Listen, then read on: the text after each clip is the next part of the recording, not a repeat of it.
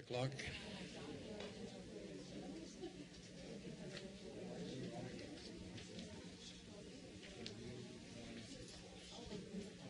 So we'll call to order this committee of the whole meeting of Thursday, May 16, 2013. We'll just ask for a motion to approve the agenda, please. Councillor Johnson, Councillor Sanjenko, all in favor? And carried. David, you want to go ahead and introduce? Oh, and before we do that, I just want to let members of the public know that this is being filmed tonight, and it will be available ultimately on our website so that it's available to any residents that have an interest in it. Okay. So, David, go ahead.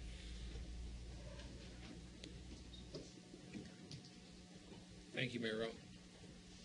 A lot of us have been waiting eagerly for this this moment to have their aquifer mapping report done and to see what the health of our aquifer is. This program this project has been underway since 2009. However, has been a vision of the towns for quite some time before that. It's included in the OCP, and you know, we've long recognized, council's long recognized the need to establish what we've got underneath our feet. I've been here since 2006, and although my direct involvement with this project has been fairly minimal, in my opinion, it's the most significant project that I've been involved with to date. We've got a lot of focus on asset management as of late, more of a focus.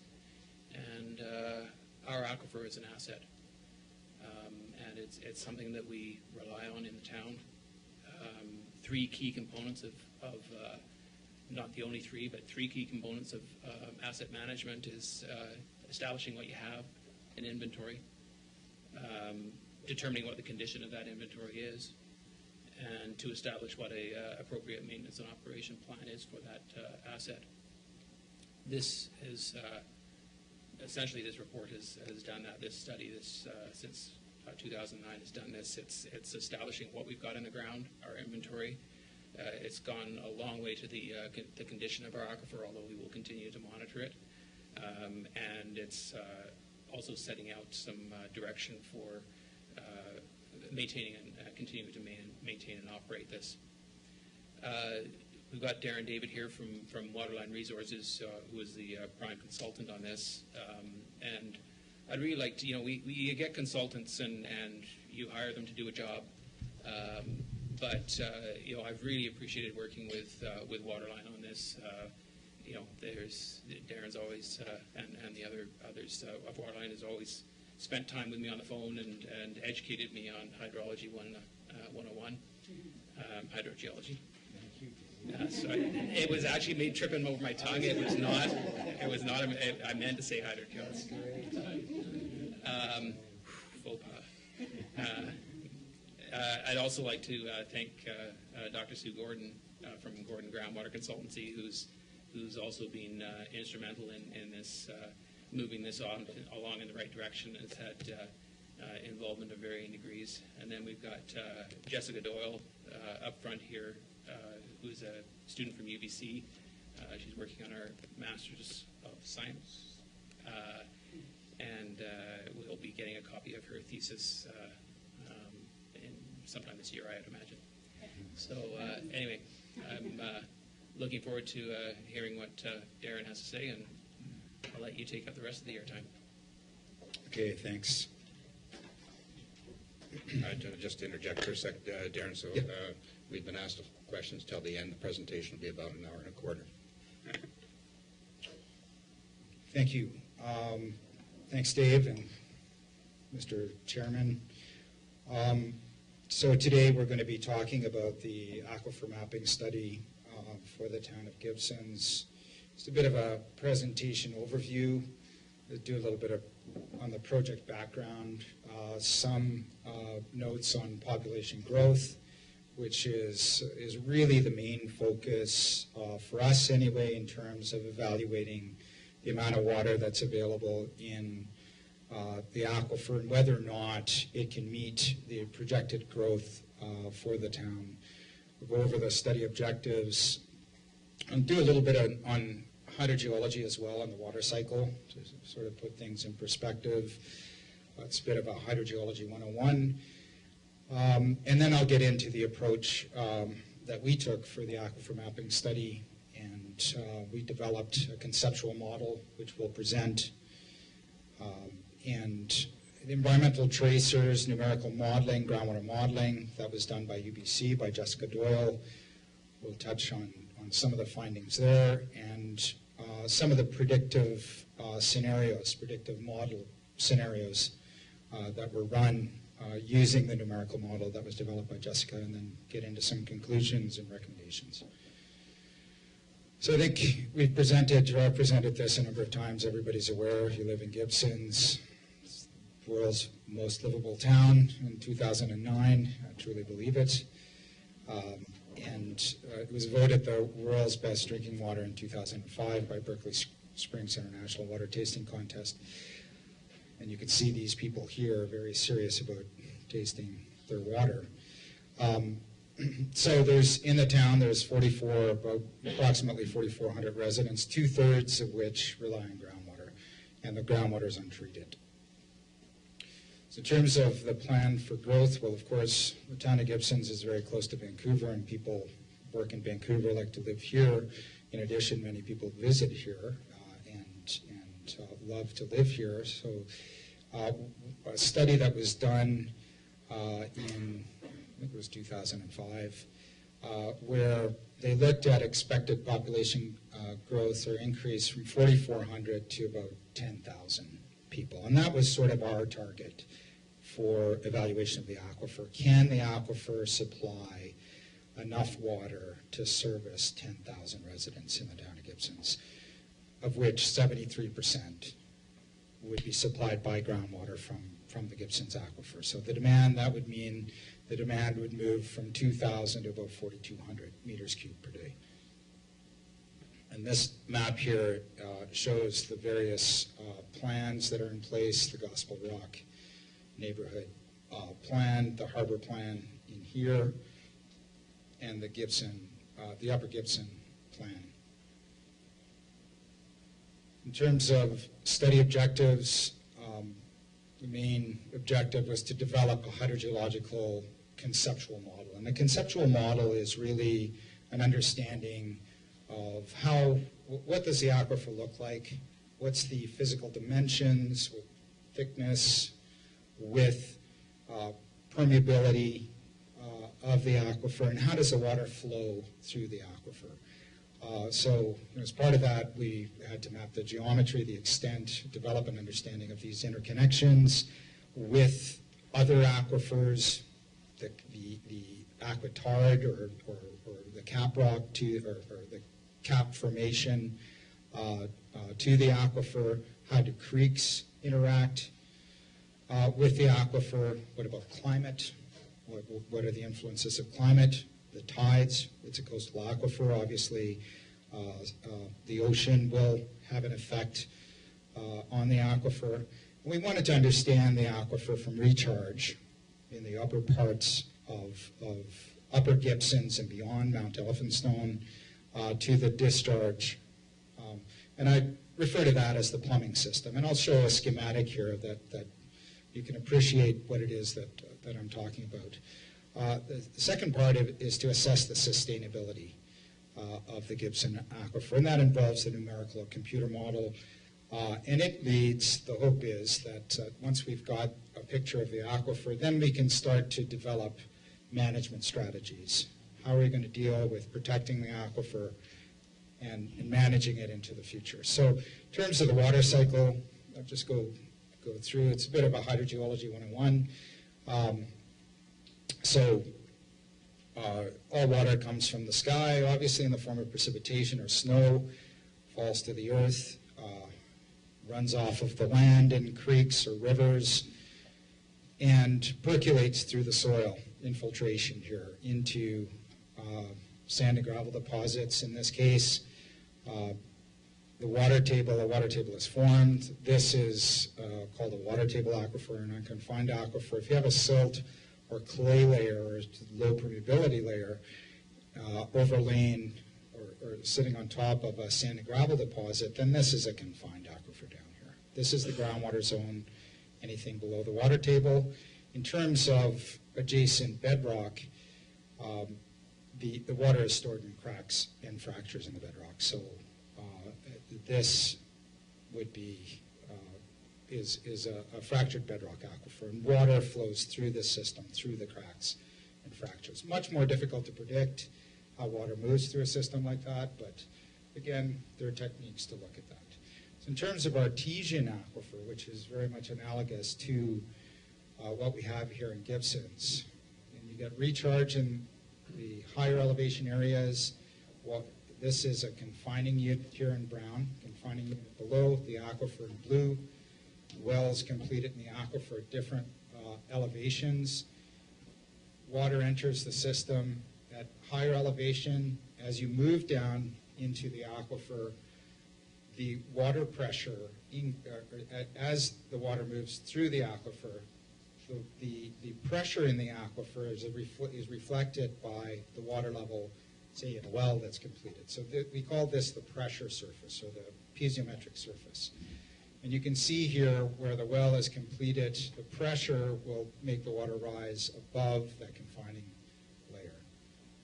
If you move further down into the aquifer, if the pressure in the aquifer, again, is a reflection of the recharge elevation, you can see that in this case here, the water will flow out of the well. And that's very much what we have in Lower Gibsons, is an artesian well in the lower part of the aquifer, which is a function of the pressure in the aquifer all the way to the higher elevation areas, the recharge areas. So in terms of the scope of work, we developed a conceptual model by reviewing and compiling existing data. We identified, part of the first stage was to identify data gaps. And then we went out in the field, did what's called a field verified survey, and I'll show a map of what we did there, creek mapping, some geophysics as well, and some drilling. We then established a monitoring well network. Of course, we want to measure water levels in the aquifer, understand aquifer pressure or water pressure in the aquifer, as well as collect samples to understand the water chemistry.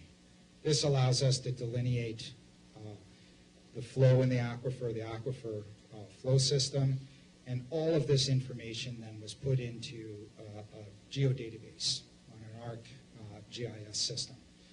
Once we have the conceptual model built, then we can build a computer model, a numerical model, to try to simulate the flow in the aquifer. And what we're testing what we now understand to be the conceptual model.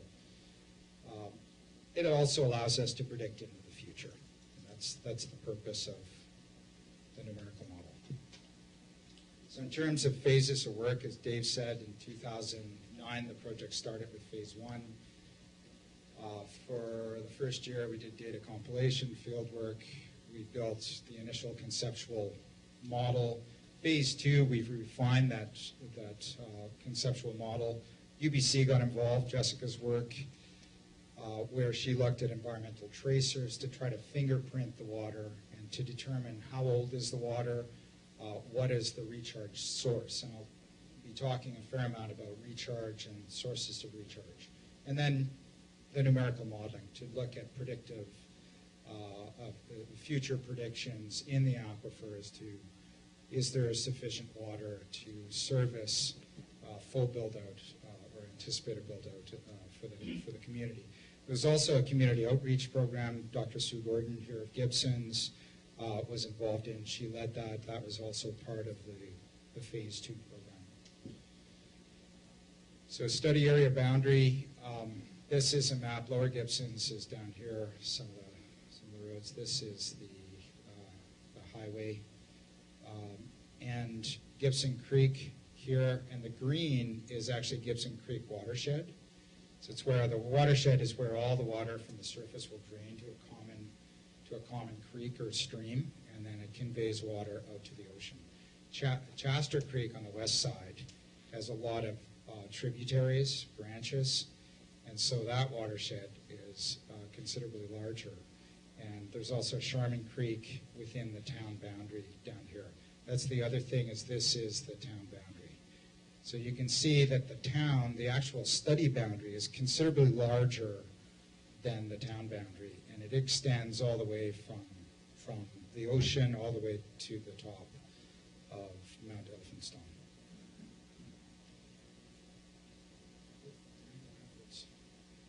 Okay, so in terms of bedrock, so if you now remove all of the sediment off the top of the rock and you were just exposed the bedrock is just hard rock that you find beneath all the overburden and soil material. What we see here, the purple here and the red is granodiorite. It's just an earlier stage of granite, and then the buff-colored material here is metasediments or metavolcanic rocks. The contact zone is of particular interest to us. It's a fairly sharp contact that actually extends onto Keats Island as well, and so that's been mapped by government geologists. And one of the questions that still remains is whether or not that's a faulted contact. The orientation of the contact is similar to known faults in the region, and so we do suspect that this is a faulted contact, and if it is, then it could have a major implication to conveyance of water into the Gibson aquifer.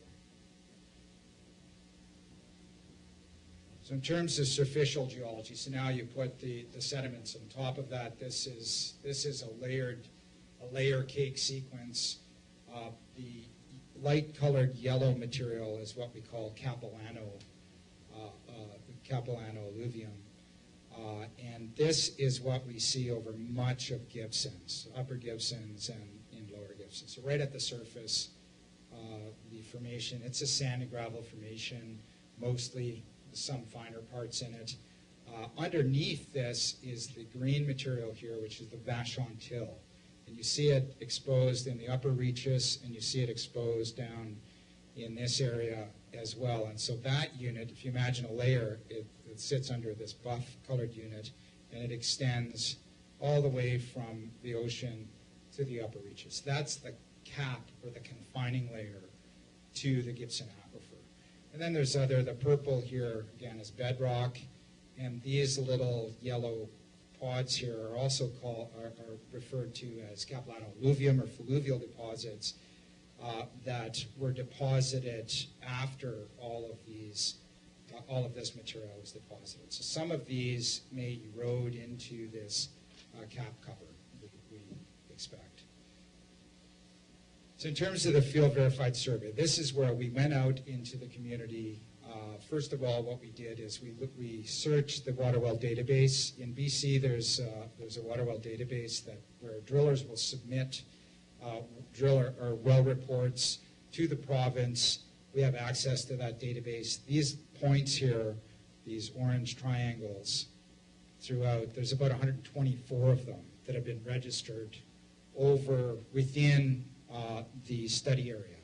And so we have that record. The intent with the field verified survey is go out, meet with people who potentially own these wells, chat with them, see if can we collect water levels, can we collect samples, and also whether or not we can use this well as part of our monitoring system. And so in the end, we did select a number of wells within the town boundary and within what we believe to be the core of the aquifer that ultimately formed the monitoring system for the Gibson aquifer. There's a couple of other points in here. The greens in Lower Gibson, the green bullets here are the town wells. The purple wells are the monitoring wells. The red stars here, we also I talked a little bit about geophysics. We did do some geophysics in various areas across to do some fill-in work. Geophysics is a tool, is a sounding, I won't get into, I'm not a geophysicist, so I don't understand all the technical aspects, but essentially what we're trying to do using geophysics is you send a wave, some form of electrical pulse through the earth, and it allows you to map the various layers. So the top of the Gibson aquifer, we're able to map. The top of bedrock, for instance, we're able to map. So if we get enough of those points, then we're able to develop a surface for those various layers. The other thing it can help detect, this particular one was a resistivity survey. So it allowed us to also look at saturation, degree of saturation within the aquifer itself, how much water is in it. Creek mapping survey was also done. Gibson Creek here, these little green triangles are GPS locations where some of our field staff traversed all the way up the creek, mapped the geology, looked for signs of groundwater, surface water interaction. Is there any groundwater that's upwelling into the creeks? Are we losing water from the creeks? Indications of interaction. So you can see here from all these points here, Chester Creek over here, Sharman Creek, and Gibson Creek. It's very useful study to tie everything together, to tie the creek, the flow of water over the land with what's going on in the subsurface. We also collected some surface water samples. So these red bullets here are surface water sample locations. Springs, we also, there were some known springs across the area, and these are some of these little, I guess they're lightning bolts. But there are a number of springs, both in Upper Gibsons and Lower Gibsons, where we could map the flow. So spring is the discharge of groundwater to the surface water environment. So in terms of sampling and analytical, the series of chemistry, this is Jessica here doing some sampling on our environmental tracers. There was also a surface water study that was done within the town boundary as part of AECOM was contracted to do that. That was part of the integrated stormwater management plan. So we did take some of the data from that study and integrate it into our groundwater study. So what does it look like in the subsurface? This is a slice through the Gibson Aquifer extending from the Upper Gibsons in here to Lower Gibsons down here. This is the ocean. These are the town wells down here and the various wells along the cross-section as we move to Upper Gibsons. The orange is the Gibson Aquifer, this orange layer at the bottom. The bedrock is the granite bedrock, or what we call part of the mountain block. And the green is the Gibson aquitard, or what we're referring to as the Bachon till. Very dense, low permeability, so restricts flow.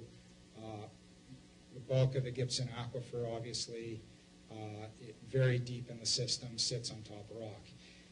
The water level in the aquifer, you can see here, this is in Lower Gibsons, it's artesian flow. So we can get upwards to 100 gallons a minute flowing from some of these wells. As you project the water pressure or the water level into the aquifer, there's a portion of the aquifer that becomes unsaturated as we move up. So that's sort of an interesting discovery, I guess. Some of the wells in Upper Gibsons are actually blowing wells, which makes sense when you think of there's compressed or there's air in the unsaturated portion. As storm fronts roll in, that air column gets compressed, and the short circuit is through the wells. So we can see, there are some indications that that's occurring. The final layer here is the Capilano layer, the yellow layer here. So that's the unconfined aquifer. Sand and gravel material exposed to the surface, and we refer to it as a perched aquifer in our study. So in terms of the 3D geomodel that was built, this is the study boundary here. Again, this is the bedrock layer. It scrape all the overburden off, all the sediment off. This is the geometry. When we entered all of the data, we were able to contour and develop a surface of the bedrock. And you can see that the center here, that there is an incision of it's essentially a channel a depression in the rock that leads to Gibson Harbor. And you'll see in the next layer here, which is the pre-Vashon or the Gibson aquifer, this is channel infill. And the core of the aquifer is in here. It does extend beyond Gibson Creek into Somes over here, and it does extend towards Gower Point, although you can see that in some areas bedrock is poking through. In here, Gospel Rock over here, the bluffs over here, some bedrock exposures in Gibson Creek area, and as you move to Upper Gibsons, there is a bit of a bedrock mount there. So that's what the geometry of the aquifer looks like. The next layer on top of that is the Vashon Till, which is what we refer to as the Gibson Aquitard. Again, you can see the rock exposures here. The other thing that we see is Chaster Creek here does erode in through the Vashon Till layer, so through the Gibson Aquitard. So those, because of that, and you can also see over here in Gibson Creek, there is some erosion. There's a possibility, a very strong possibility, that eroding through the Gibson Aquitard allows water from the creeks to flow into the aquifer and the beneath it. Capilano is the unconfined aquifer. It covers the entire area, and that's the surface deposit that we see over Gibsons, over much of Gibsons. So in terms of aerial extent and piezometric surface, the buff-colored area here is the center of the aquifer. Again, it's a channelized system or bedrock depression that's been infilled. The aquifer does extend beyond these limits, but the certainty relating to mapping the aquifer in these areas is considerably less. But we're fairly confident with this area here. The blue contours are piezometric level lines. So they're lines of equal water elevation within the aquifer. The arrows indicate the groundwater flow direction. So groundwater obviously flows from high piezometric elevation to low piezometric elevation. So water flows in this direction. This is another slice through this 3D model that we've created. This is the cross-section here, what we're calling BB prime. It extends from down in this area across the aquifer and towards Gibson Creek. This is the slice here. This is a blow-up of that slice. And I think you can read roads. Dave, you're going to have to help me here. Is that Gibson's Way? Yeah. Yeah, you got Gibson's Way, yeah. Right there. And this is School Road and Gibson's Way right there. And then this is Gibson Creek. You can see how it's incised. The aquitard is beneath it. Water can percolate down through the aquitard and into the aquifer. And this is Charmin Creek over here, Capilano Aquifer in yellow, Vashon Till or Gibson Aquitard, and Gibson Aquifer beneath, and the bedrock beneath that. And so there's definitely, an opportunity, although in this particular section we don't see it as much, for water to go to migrate from the creek into the underlying Gibson aquifer. So water chemistry is another indicator that helps us to sort out the relationship between surface water and groundwater. So if we're seeing waters of similar chemistry, you can usually indicates that the water is being sourced from a similar area. So this is a Piper plot. Piper plots are used to assess major ion chemistry. I'm not going to get into it a whole lot here. Basically, what we've identified through plotting all the samples on this diagram is there are three groups where group one water samples tend to plot together. We find that the Gibson water samples taken from the Gibson aquifer, Gibson Creek, and Chaster Creek tend to plot relatively close to each other, which indicates that Gibson aquifer water potentially is sourced from Gibson Creek and Chaster Creek. Second group here is Capilano Aquifer and Charmin Creek. Again, that also makes sense because Capilano Aquifer is the superficial deposits, obviously very connected to the creeks, and in particular, in this case, Charmin Creek. So it plots in this area. The other thing I'll say, and we'll get into some chemistry as well, is these group 2 samples plotted together mostly because of the presence of chloride. And these wells, the water wells in the Capilano, were completed close to the aquatic center. So there's some question as to whether, is there a source of chloride there? Because there was, when you compared all the samples, there was elevated chloride below any health-related criteria of any kind, but nevertheless higher, anomalous in that area. Group 3 is their wells located in the upper reaches of Gibsons in the deep aquifer. So these are group 3. There were only 2 samples, but very indicative of bedrock. Much more mineralized than any of the other samples, which indicates a longer residence time in contact with rock material.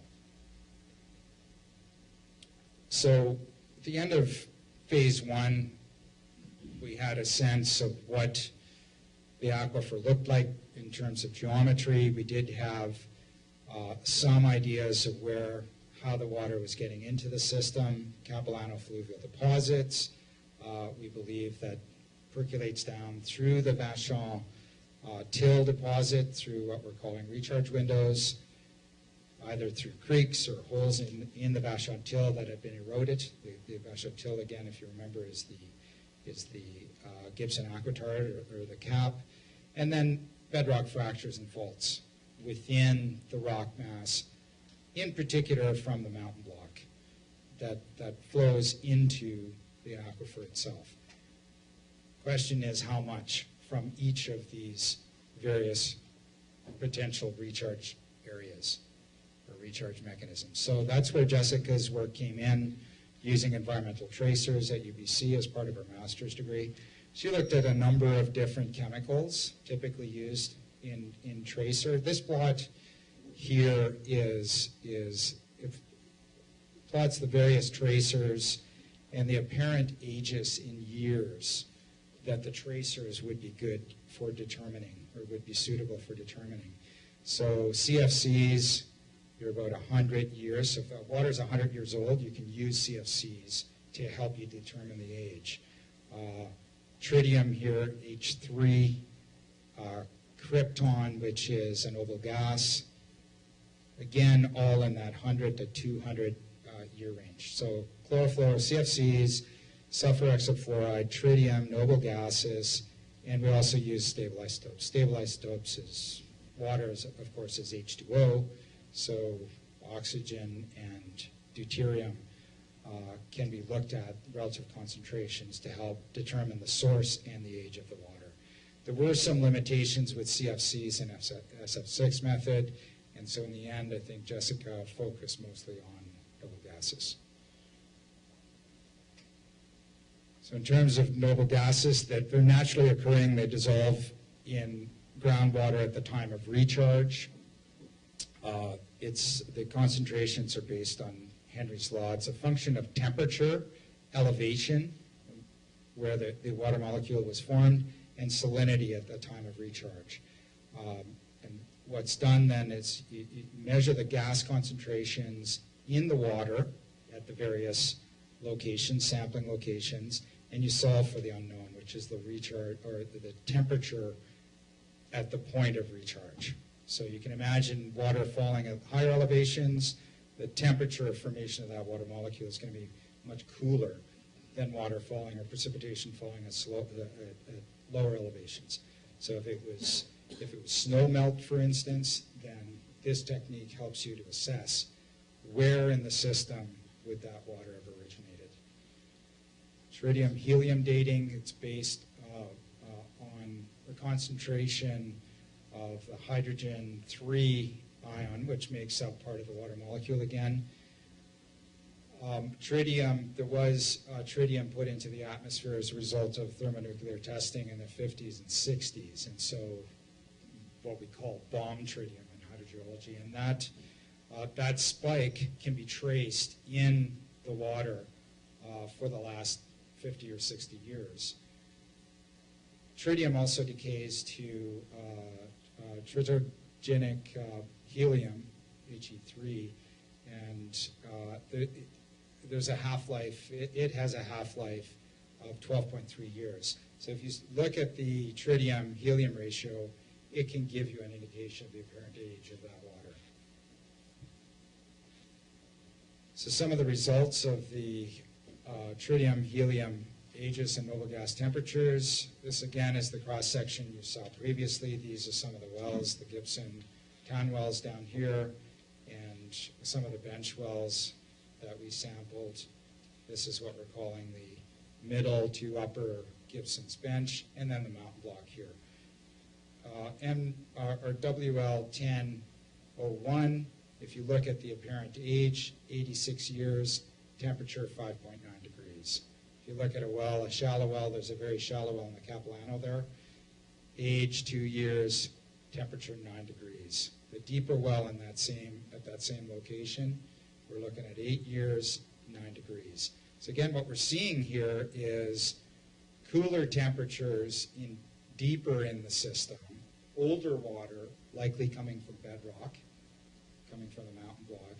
And in the upper part of the system, we're seeing warmer temperatures in younger water, which indicates that it's coming through the Capilano or recharge windows, percolating down or infiltrating down into the aquifers. And the two sources, essentially, of water, one from the mountain block, one from the shallower system. And you can trace that throughout the system.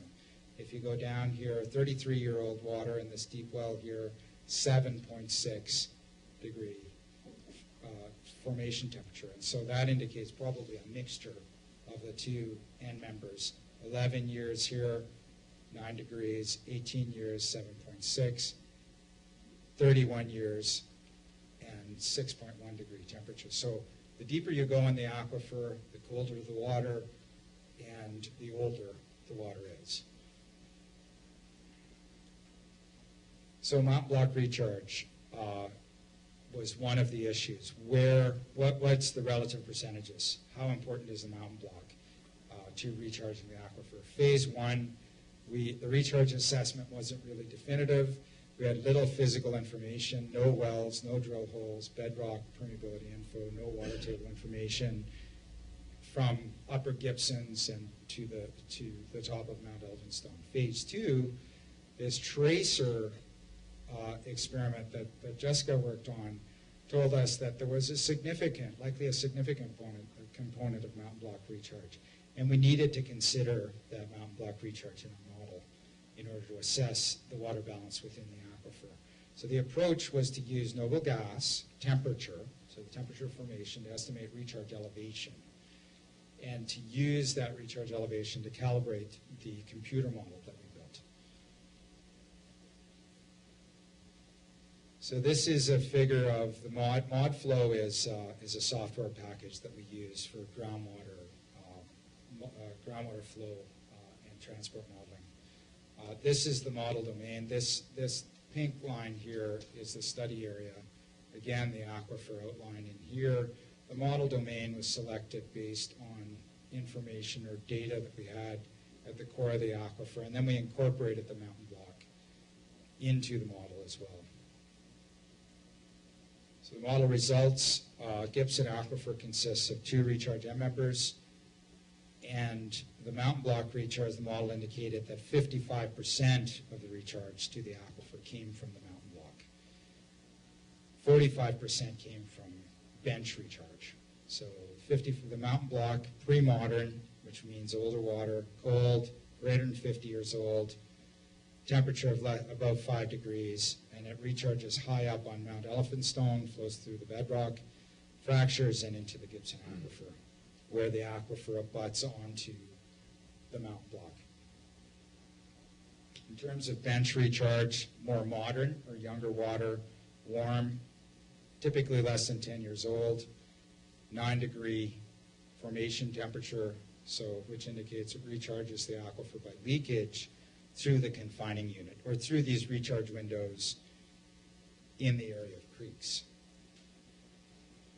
So this table is going to be hard for everyone to read, hopefully including me. I'm just going to put my glasses on.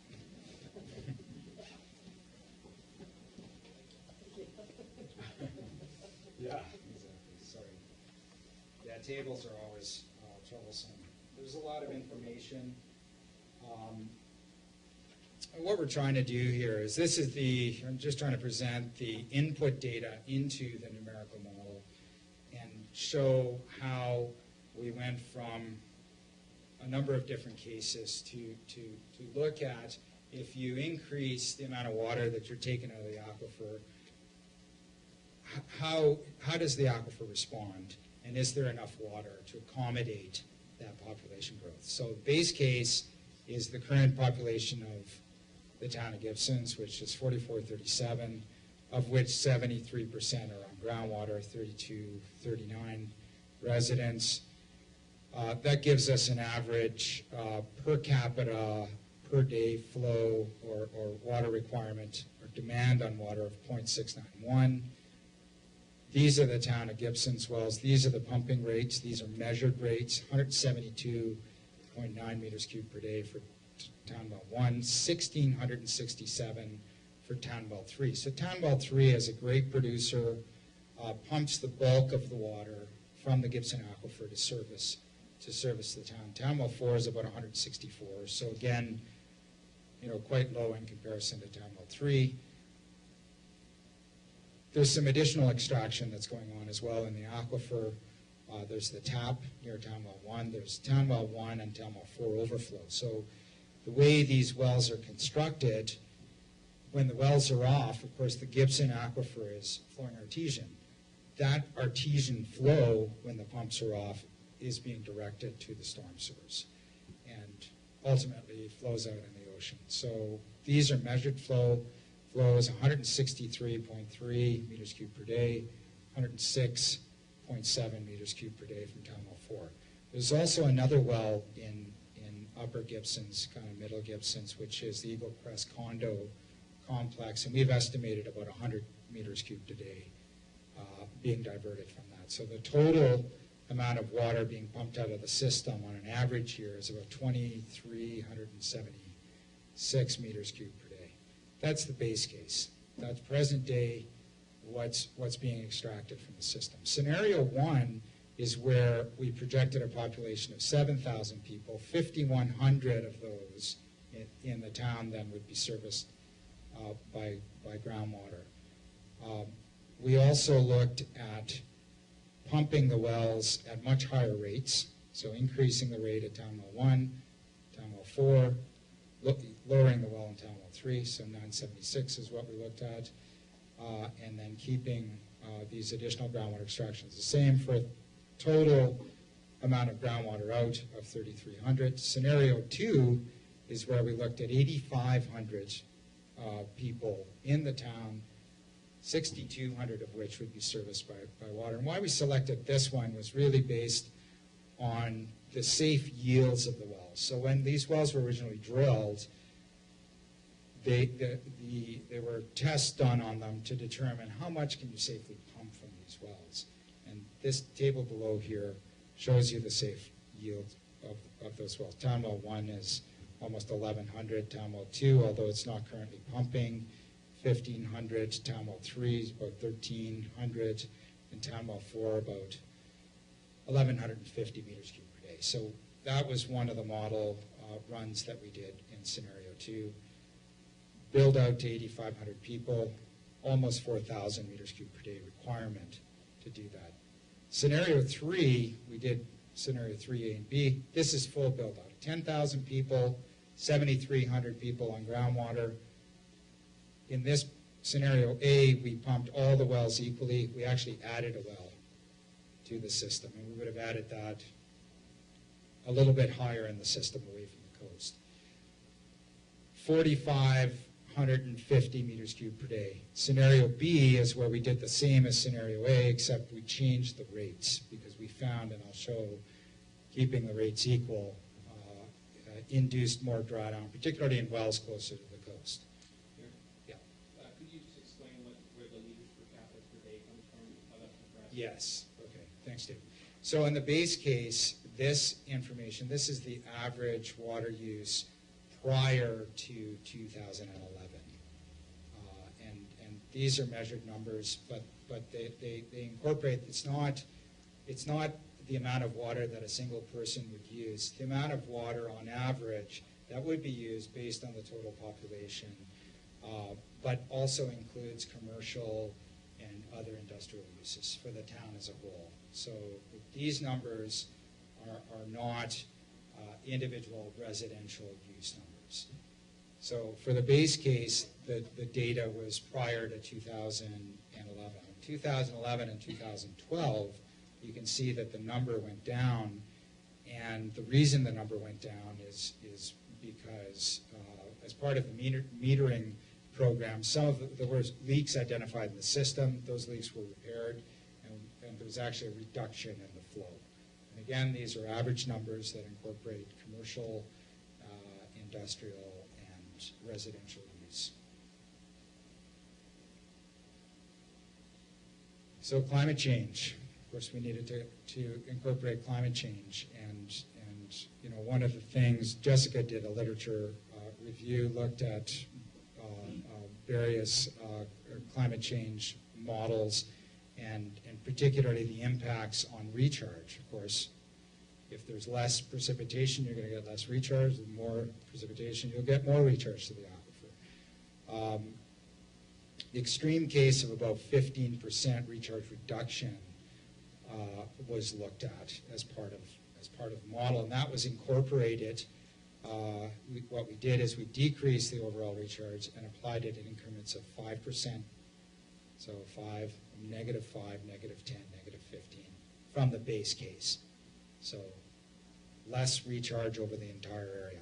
The other important factor in recharge is the possible effects of decreasing snow accumulation on Mount Elphinstone. So that portion is more about the release and the timing of the release of that water.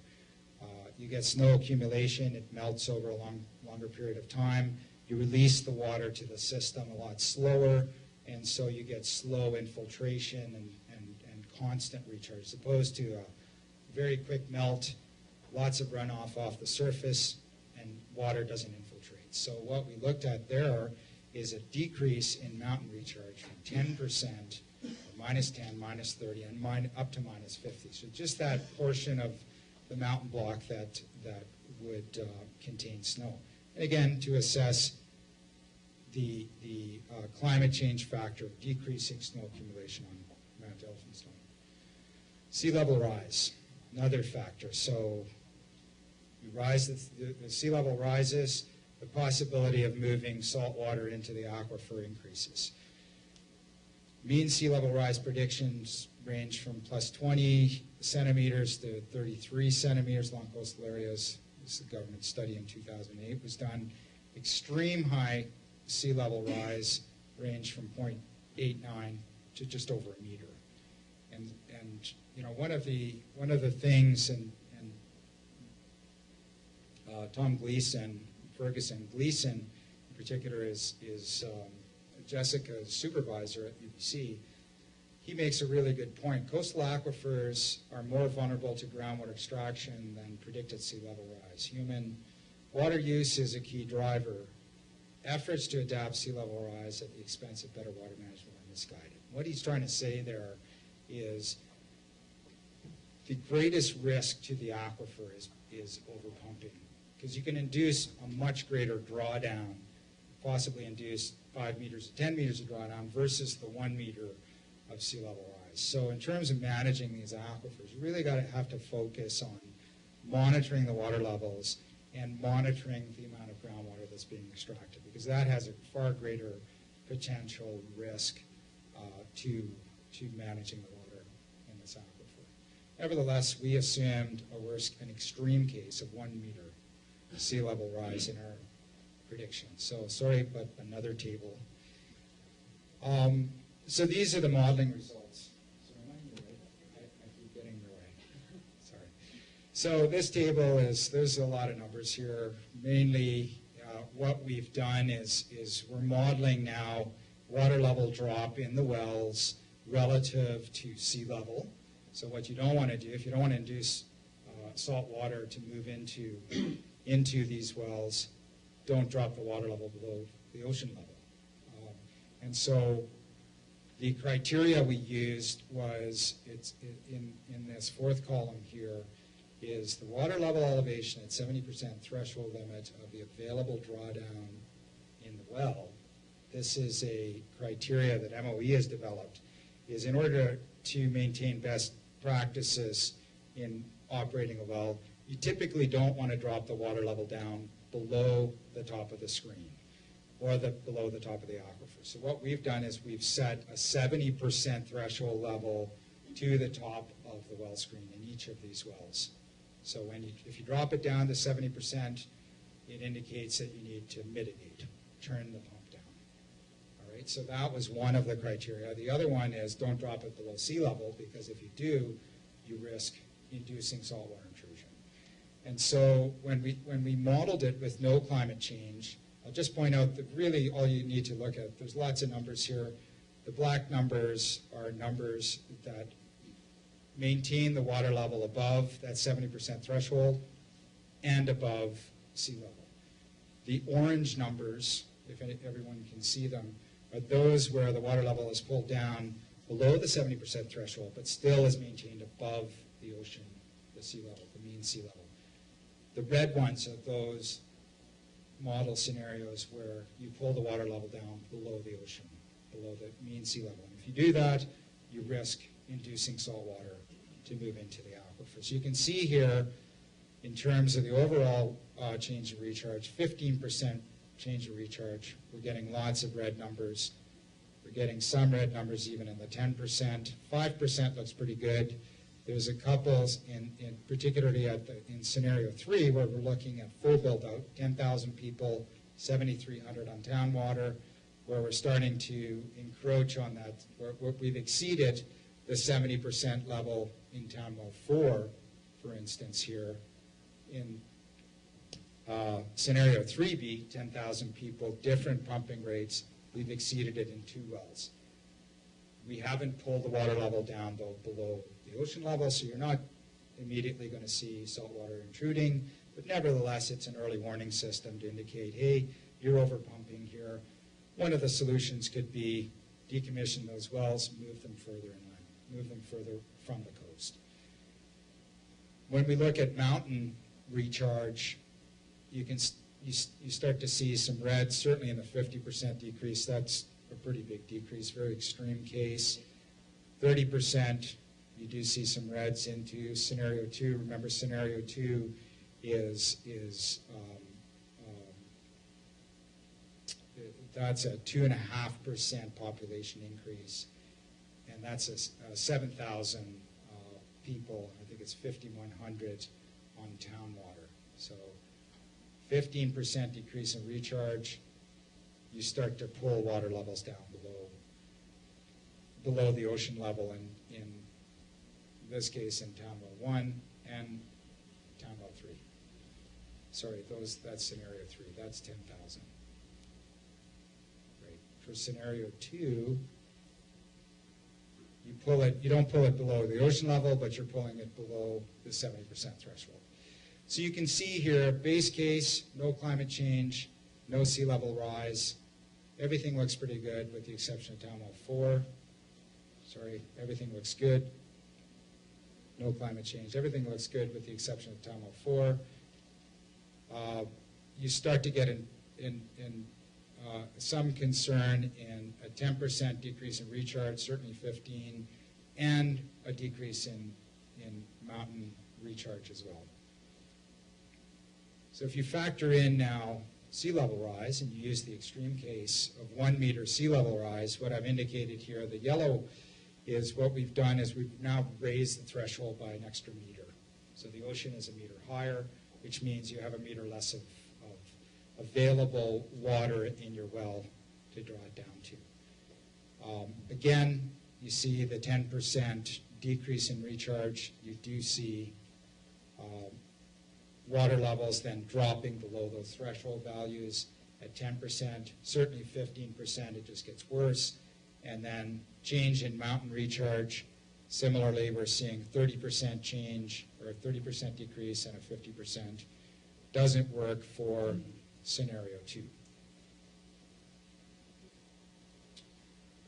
So conclusions, we'll go through. How am I doing for time here? 50. So just to summarize, what's the Gibson Aquifer?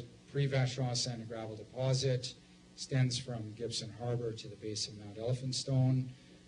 Confined by low permeability basal capilano Vachon Till deposit. The flow in the aquifer was estimated to be about 400 meters per year, which means it takes about 9 years for a drop of water to move from Upper Gibsons to Lower Gibsons. We do see a muted, what I call a muted response to precipitation with a 15 to 20 day time lag. So if you see a precipitation event in the rain gauge, it takes 15 to 20 days before you see it in a well completed in the aquifer.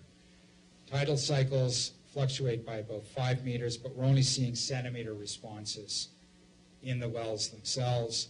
And I believe that's just masked by the artesian pressure. Remember, the water is flowing out into the ocean, and so the differential there, you just don't see it. It's connected to the ocean. It's measurable, but only at the centimeter level. Aquifer response to pumping is very local to town wells, so well-to-well interference. You see it, but on a very minute scale.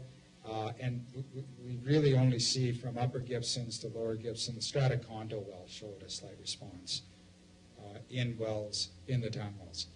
Capilano aquifer, shallow unconfined, sandy gravel in Upper Gibsons, correlates very strongly to precipitation. Did you have a question? Yeah, where is this sand and gravel you're talking about in Upper Gibsons? The Capilano sand and gravel is the blanket over pretty much the whole of Upper Gibsons, right? Starting from the surface. Let's just hold off here. I don't want open questions up at this point. Okay. We'll deal with council first, and then we'll see where we're at. Okay, thank you. And we know that the Capilano is connected to the creeks. Water percolates down into the unconfined aquifer and also discharges to the adjacent creeks, particularly Sharman Creek. In terms of water quality, I have showed the Piper diagram. The aquifer is dominantly sodium, calcium, bicarbonate water, neutral pH, very low TDS. So not a long residence time, contact time with the rock or aquifer material. Chloride and fluoride have been seen to increase in the Capilano aquifer near the aquatic center. So one of the recommendations we've made in the report is to investigate that area to see what is the source of chloride and fluoride. Iron, manganese, aluminum have exceeded the Canadian Drinking Water Standard in deep wells completed, or wells completed deep in the Gibson aquifer. It's not particularly troublesome. Iron, manganese, aluminum are very common minerals. And one of the things, I think it's a bit of an artifact of the wells themselves. The wells haven't been sampled that often in comparison to the town wells that don't contain elevated iron, manganese, or aluminum, partly because they're being used all the time. Lots of water being pumped out of them. The other thing about these samples here is that they had elevated turbidity. Turbidity is just a cloudiness, sediment, suspended sediment in the sample, and so likely that's where the iron, manganese, and aluminum is coming from. Arsenic also exceeded the guideline, Canadian Drinking Water Standard in 2011, 2012, in near the bedrock interface. So one of the deep wells in Upper Gibsons completed very deep in the system, close to the aquifer where the bedrock abuts onto the aquifer, exceeded the arsenic criteria. Again, I don't believe it's a great concern, certainly needs to be monitored. Likely it's coming from the metavolcanic rocks deep in the system. We didn't see that in the town wells, and the town wells are completed up high in the aquifer, and we also didn't see it in wells that were lower down in Middle Gibsons and Lower Gibsons, but completed higher in the system. So we believe it's related to bedrock water discharging to the base of the aquifer, and it's in the bottom sediments. Again, important to continue to monitor that and to see how it progresses with time.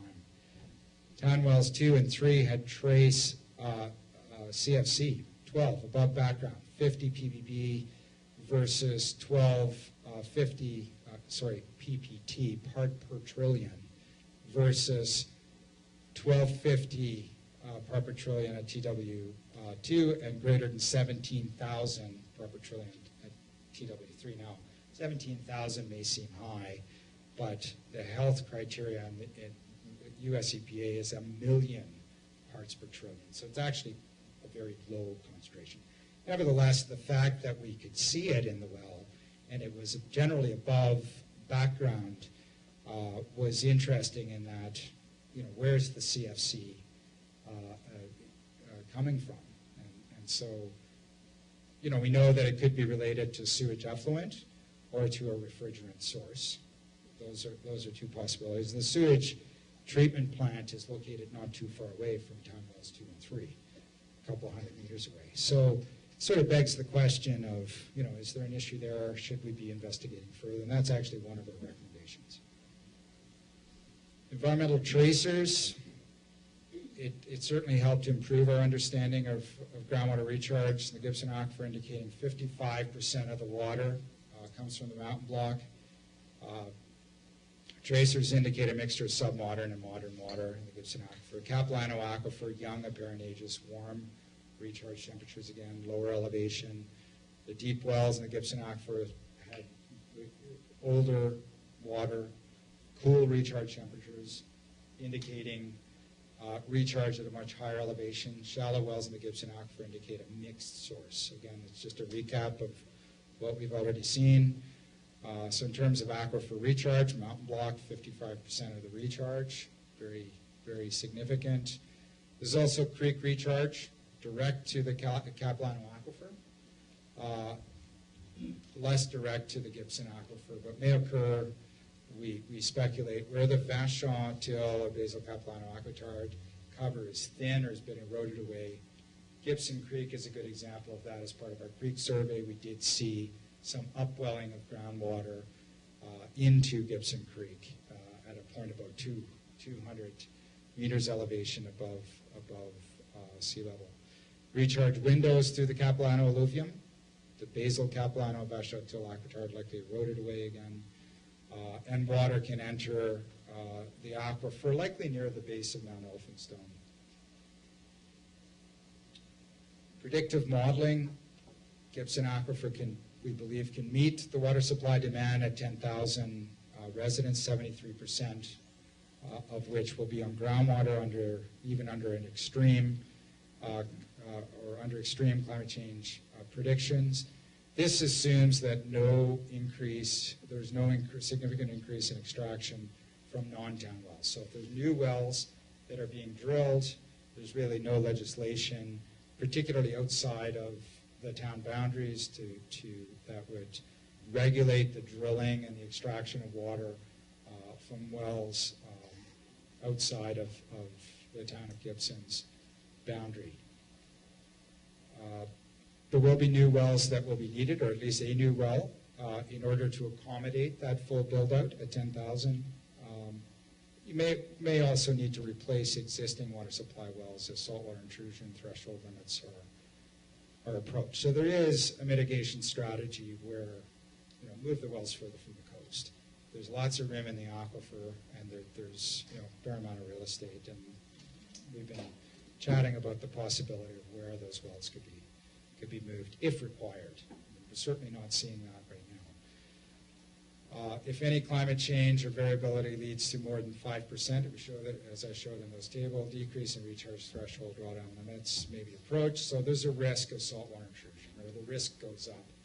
The mitigation, again, reduce water use, which is interesting. We did the presentation earlier, and there's already a reduction taking place. So some of the numbers that we've used are even more conservative than because they're based on 2012. As last year, I think one of the wells, instead of pumping 1,600, we're pumping about half of that number. So the numbers are actually better than we think. And of course, relocate some of the wells away from the coast. The Gibson aquitard, there's certainly concern with penetrating the aquitard. There's potential risks if the artesian pressure cannot be controlled. There's historical work that was done in Well 4 and Waterfront Park that created a temporary breach in the Gibson aquifer. Of course, control was maintained. It never became a real serious issue, but again, penetrating the aquitard has that potential. You've got an artesian flowing aquifer, you punch through it, you don't know exactly what the pressure is. At that point, water's coming at you, you better have the right technology to seal it off. There was recent pilings that were installed into the seabed. We were involved in some of the monitoring there. Through the aquitard aquifer system, it did indicate that there was fresh water coming up along the piles, but there was no significant impact. The amount of water was very little. We did see it nevertheless, so there is water that's flowing up. Those particular piles were off to the side of the aquifer. We know the bedrock is coming up. So the risk is probably lower in that area. Now, that doesn't mean that if you move to some other location that you're going to get the same result. But for this one, it certainly seemed like the impact was not significant. There is in the report, I included an MOE information package in Appendix B of the report that summarizes the risk factors associated with the artesian aquifers. So, and I believe the report is actually online now, right? It's not, it's just Oh, I'm sorry, okay. It will be online. So if you want to look at Appendix B, it's a really great summary of what are some of the issues with artesian aquifers, how can wells be properly constructed, maintained, etc. So this is final slide here, recommendations. So what I've done here is I've put a timeline of what I believe, how some of these, this long list of recommendations, when they should be addressed in terms of implementation. So the short is anywhere from 1 to 2 years. Medium is 2 to 5 years.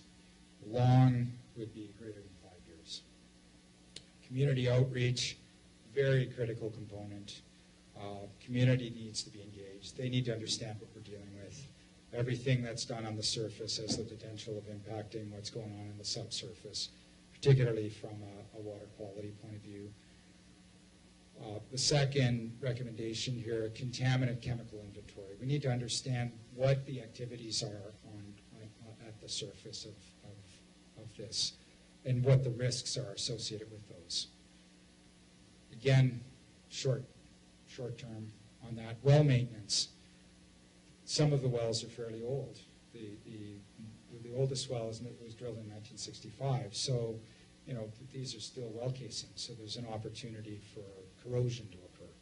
We don't really fully understand where what the conditions of the wells are. They all seem to be operating fine. I think it's prudent to do a service, do a camera survey, understand the corrosion of the casings, pumps, ancillary piping, that sort of thing. Site-specific investigations, and there I'm referring to the elevated chloride and fluoride and CFCs in those specific areas. Establish a groundwater management zone. We've sort of done that as part of the report. There's a section in it that talks about groundwater management framework. And, you know, essentially it's the aquifer, the geometry or the footprint of the aquifer, and the larger zone would be the study area zone that extends from the Gibson harbor all the way to the top of Mount Elphinstone.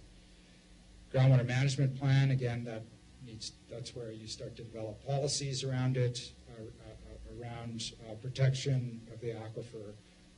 So I've said short to medium term here. So the process has started. It needs to continue. Groundwater monitoring, very important again, in order to understand how the water quality is changing, how the water levels or water pressure in the aquifer is changing. You need to continue to monitor in the aquifer. There may be an opportunity to install new wells. There are some wells that we've recommended for short term, particularly wells in the foreshore. So a couple of wells adjacent to existing wells that will give us an indication of pressure in the aquifer. What is the actual pressure? Because one of the issues that we had as part of this aquifer mapping study was to be able to actually measure a true pressure in the aquifer. The wells are flowing, they divert water to the storm sewer, so that's not a true reflection of pressure in the system. Geotechnical and hydrogeology studies for the Gibson Aquitard.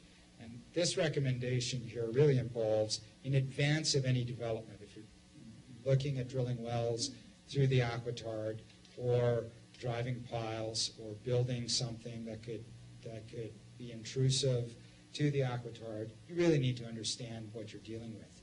And as I said earlier, the piles that were driven recently off to the side of the aquifer where the bedrock comes up, great, no significant impact, but if you move to the core of the aquifer, the center of the aquifer, you're never really sure where you're going to be. One good example is downwell 3, highly productive, big flows. There's a write-up in one of the reports that says they drilled, the well was flowing about 20, 30 gallons a minute at night. They came back the next morning, it was flowing at 100 gallons a minute. And so pressure is building, the system is clearing itself. So you really don't know what you have.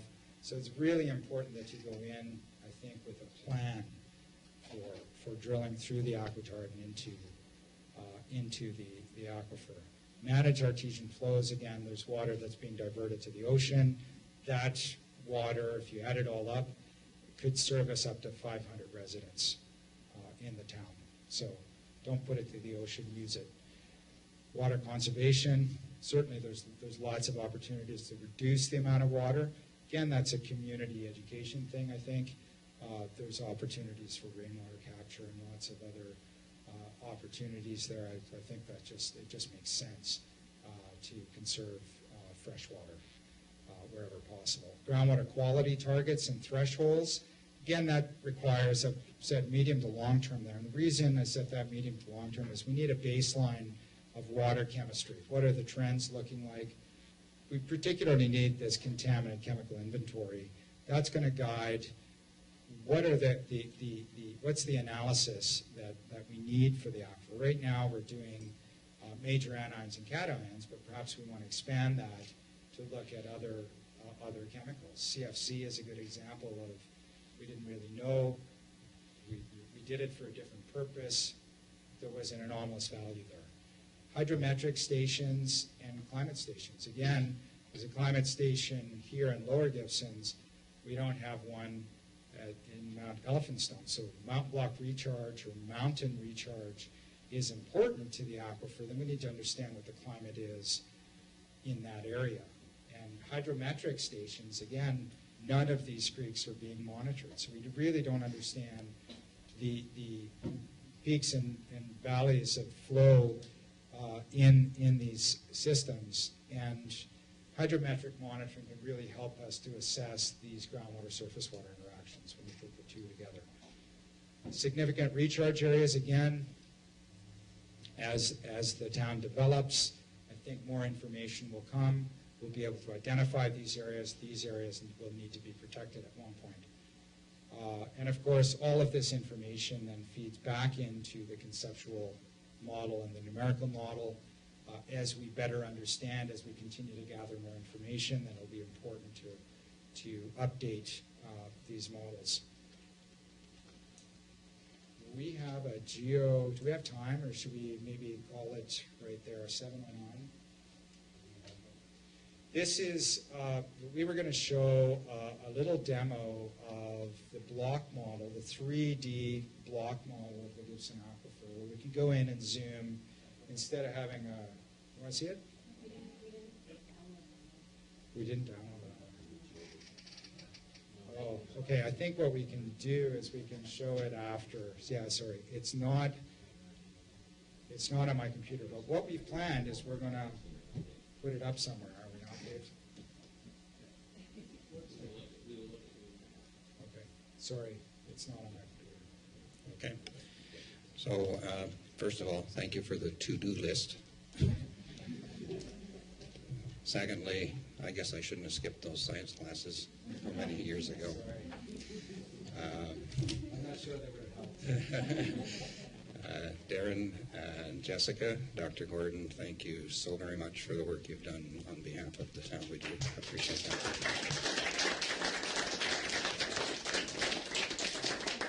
Okay, I know Councillor Tredick has to go, so I'll let you have the first question.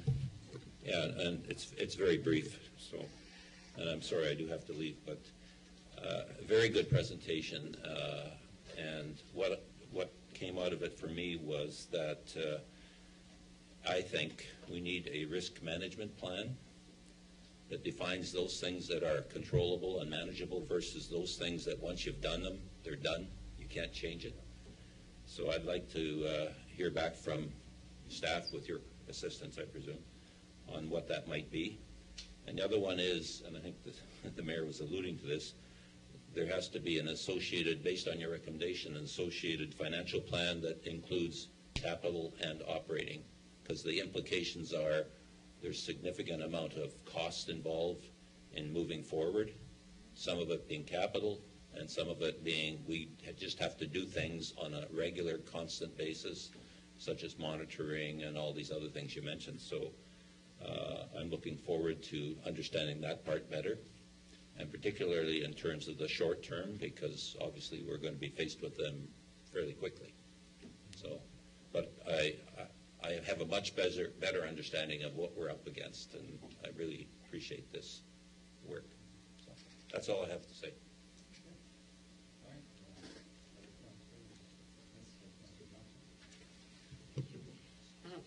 You just finally at the end touched on this question that's been burning in my, how do we know the recharge rates? Well, we do know the recharge rates that we've estimated based on the best available information right now through the numerical model. So water in, water out, we at least know how much water, whether the balance is being exceeded or not. So the actual number, how much water in, we don't know that. How important it is, yeah, moving forward, I think we need to understand that. But I think it's more important right now to know that there's more water getting into the system than you're taking out. Right. Okay, so that's, I guess, my concern about that is really a long-term issue as we move forward and we're seeing changes in rainfall frequency and Correct. intensity. And I've also been puzzled about the storage, the snow storage on Mount Elphinstone, and whether anybody measures that or pays any attention to it, and if not, shouldn't we be doing that? The Canadian government should. There is, I mean, Jessica, you can maybe speak to that a little bit. There, in the report, did you include that in the report? I did, yeah. There was some snow accumulation measurements done in the,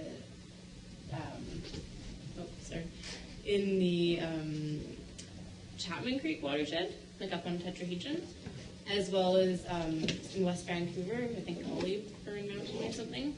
So I looked at that snow accumulation and just kind of, we're in between those two places. But that was monitored, I think, at least 10 years ago and only for a year or two. So it is probably really important information to have and monitor. Which is part of the climate station Right. recommendation Right. from Mount Elphinstone. So they're called, these measuring devices are called snow pillows that actually measure. You can't sleep on them. Darren, we just want to use the mic so that the full recording is available to the public. That's the only reason for switching that back. Councilor Johnson? Oh, I had one more question, and that is, we have in the Upper Gibsons neighborhood plan tried to achieve a maximum infiltration of rainwater into the ground. However, we have encountered clay layers, and when we were doing that neighborhood plan many years before we had any of this information, there were some assumptions made about penetrating the clay layer and somehow impacting the aquifer. And it looks like now, when I look at the modeling that you have there, I'm just wondering if we should go back and have another look at the impacts of that, and because it impacts the developability of housing up there, particularly basements. I'm not talking about giant, deep, huge holes, but minor holes for basements and underground parking garages kind of holes. And if we need to review that, if we could, if that would be, or if that would still remains a dangerous thing to do. This is Upper Gibsons Highway. Yeah, and I think Upper Gibsons, you probably penetrated through the unconfined Capilano aquifer, and you've touched into this hardband layer, which is part of the Gibson aquitard. It appears to be very thick based on the drilling, so if you penetrated a meter, 2 meters maybe, it's very difficult to drill through it and dig through it. So I can't imagine that there would have been a whole lot of damage done in those areas. But I think the opportunity there, as you develop these areas, and you may want to develop policies where you actually look at that through drilling. It's been done. So if that information is available, then certainly that should become part of this model, because again, it just helps to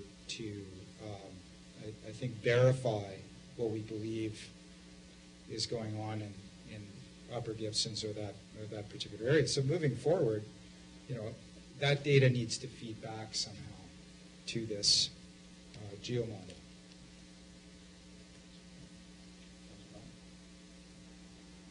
Thank you, Mayor Rowe. Oh, I've looked forward to this day for so long, and I don't know if you'll be sticking around till midnight, but I do have a lot of questions. Okay. But just first, I'd like to say this is such a tremendous gift to the people of Gibsons, and I'm just overjoyed with this report and its depth and its clarity, and I think that it will guide us in a number of difficult decisions. So thank you so much for the depth and integrity of this report. A couple of really small questions, then a big one. How many confined artesian flowing aquifers are serving communities in British Columbia today, besides ours? That's a good question. I can't give you a number. Could it be that we have the only one? On the Sunshine Coast, zones, right, which is part of a similar system. There are artesian flowing wells. I know from my experience in the regional district of Nanaimo, so on Vancouver Island, there are. It's a very similar environment where you have mountain very close to the coast, and then these what's called quadra sand aquifers, but similar to the Brie-Vachon material that we're looking here. So there are some, absolutely, but it is unique. There's no doubt it's a unique environment, and it's a very prolific aquifer, and so definitely something you want to protect. Well, thanks for that comment. I thought you might say that, and I certainly wanted to draw out that comment that it is an incredibly unique, as well as mysterious and fascinating and everything else. So we want to bear that in mind too. I was just wondering, I noticed in reading your report that in a number of places you recommend the hydrometric statements and climate stations. How expensive is a climate change or climate station? I don't know the. Yeah, Is not it sure the answer. tens of thousands? Yeah, tens, perhaps even hundreds, depending, No. or 100. But again, you know, surface water people or engineer can answer that. I know Kerwood Lytle is working. They run the climate station here, so that's a question that could be put to them. Okay, well, maybe I'll have to go to our member of parliament and get another $500,000. Yeah. Well, It's again, easy. please don't. I mean, you probably already quoted me on this now, but Okay, they're not cheap. I don't. yeah, well, that's I too bad. imagine they're cheap. I'm very disappointed in your answer. Okay. But, okay, here's a complicated question Okay. that I've raised with you before. But the aquitard is the cap of the aquifer, the body of water. It runs out at about 2,000 feet. And water can enter the aquifer once the aquitard runs out. It's permeable. Okay? If I got that exactly right? I'm not sure what you mean it runs out. I mean, suddenly there's no cap over the aquifer, and that's how water gets into the aquifer. Right. But how are you going to remove the cap? I don't want to remove the cap. What I Okay. want to know is that in that area, Right. above the aquitard, what is the relationship between the forest and the function of the aquifer?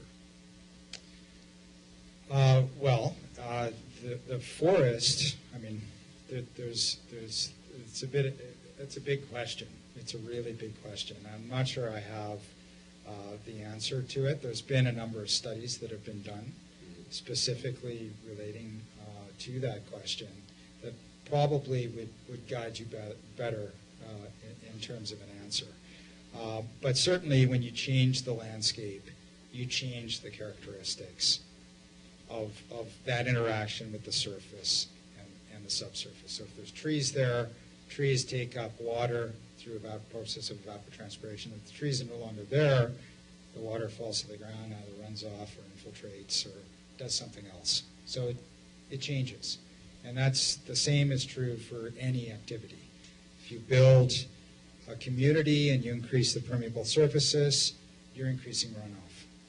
You're lowering the infiltration.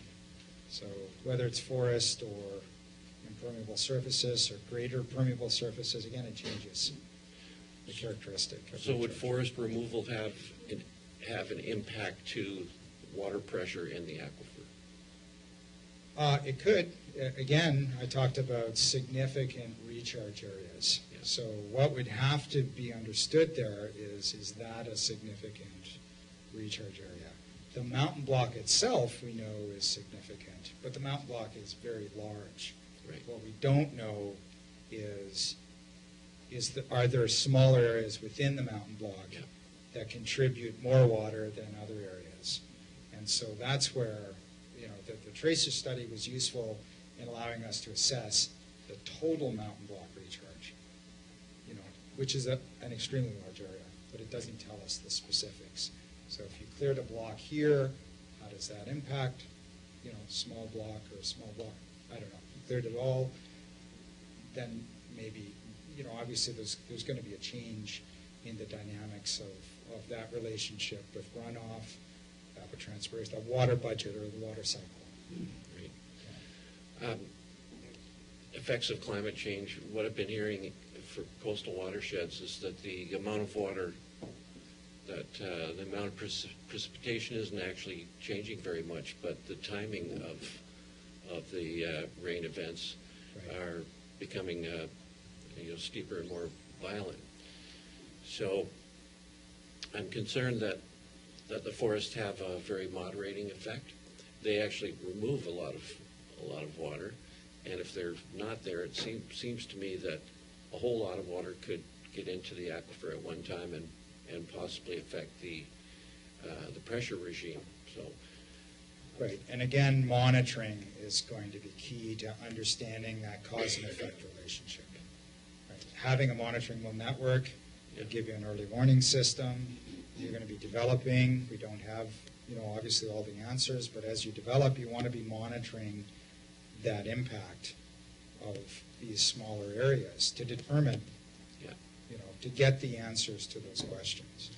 Well, the answers that I'm looking for, the question here is there a strong rationale for protecting those forests in order to protect the interests of the people of town of Gibsons in the aquifer? Well, I mean, like I said, you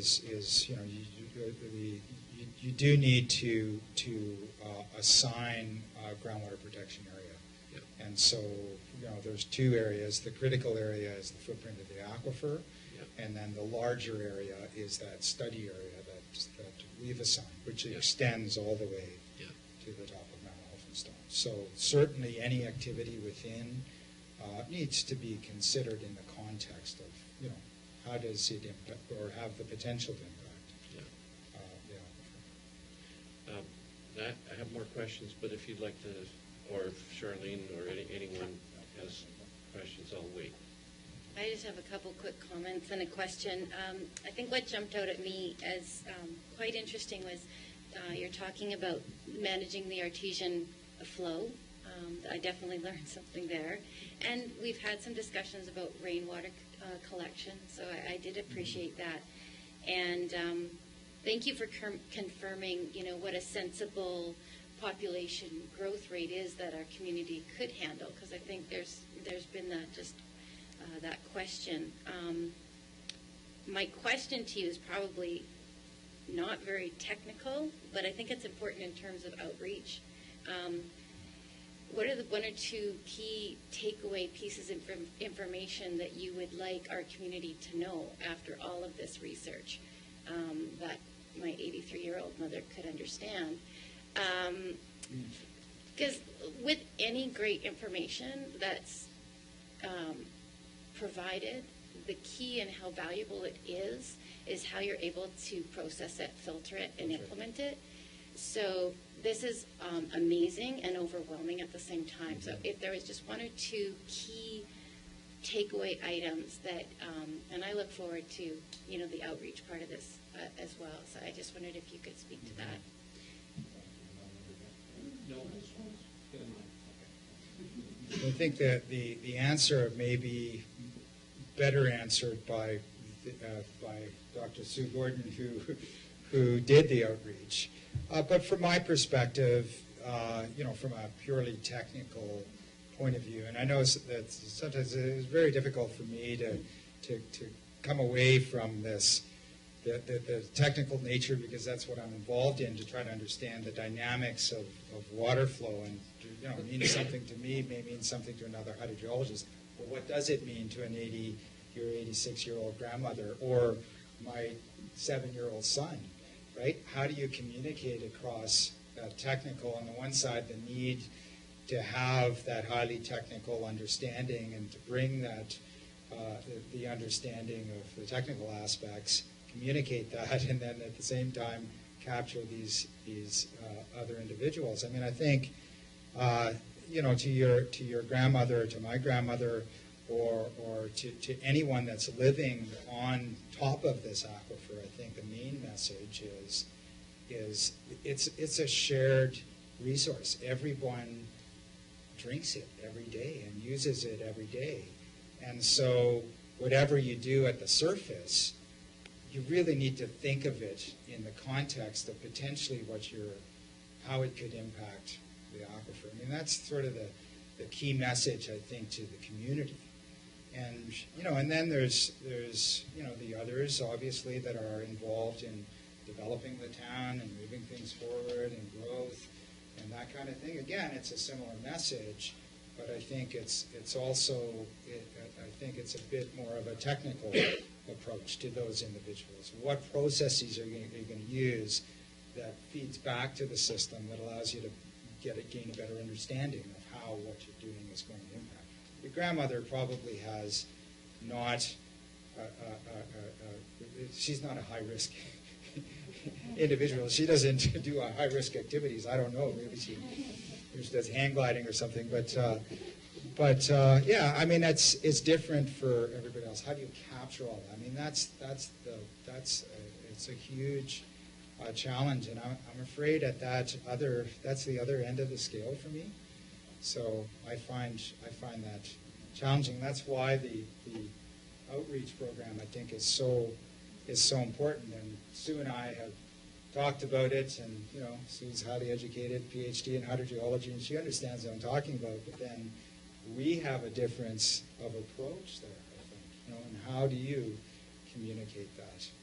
I mean, for me, it's all about science. So, I want people to understand the science and the mechanics and the plumbing system. So I don't know if I answered your question or just skirted around and. Yeah, she sounds like a really cool lady. I had some more comments than questions, but just in regards to the recommendations that came out, Councillor Tredick, before he left, said you gotta have a roadmap and have an idea on costs and so on. And I just want to let the public know as well that communication, we have in the budget, we have an allocation specifically for communication around the aquifer mapping. And our first event, aside to this one, is something that we have on the 25th of May called Walk on Water, and it's an interpretive tour of the aquifer. Just encourage you to come out for that. We also have monitoring in the 2013 budget, which was another of those recommendations. And then the other recommendations that came out in addition to those two is part of the asset management, which is also on our work list. And as I mentioned earlier, the aquifer, what we're doing with the aquifer and those recommendations is part of the asset management.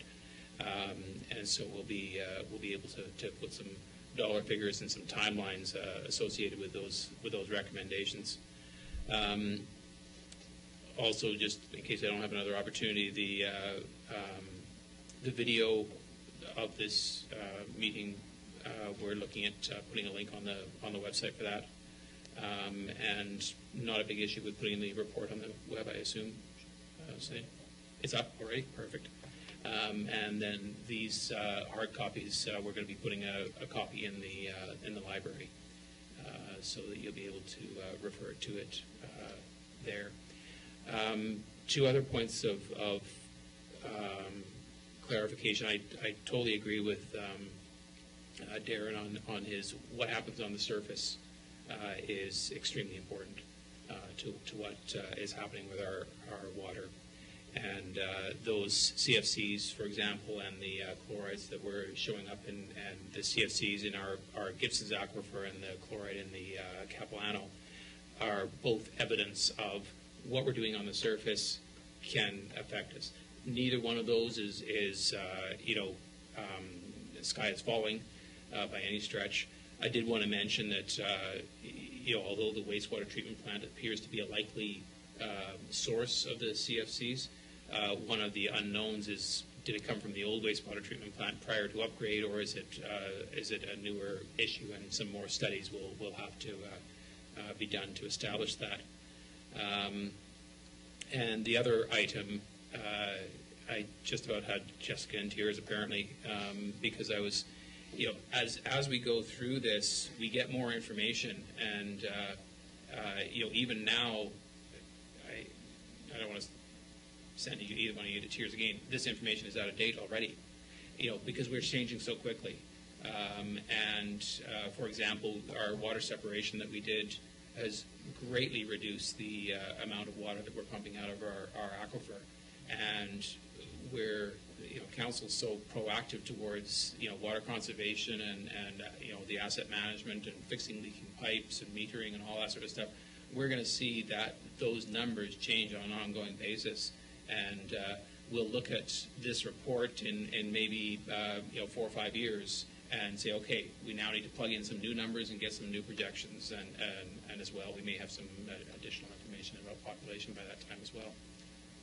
Thank you.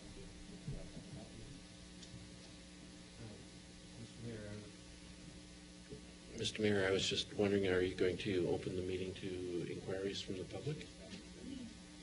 Okay, well, I think there's a lot of questions out there that I don't want to try to represent, so if it pleases the chair, I'll just Sure. stand down. All right, so Darren, we'll take questions from anybody in the gallery here. So if anybody has a question, you just raise your hand there. There's a lady. So we're going to bring a microphone back to you because we're trying to fully record this meeting. Can you pass it over to her, Patrick, or do you already need her to come over there?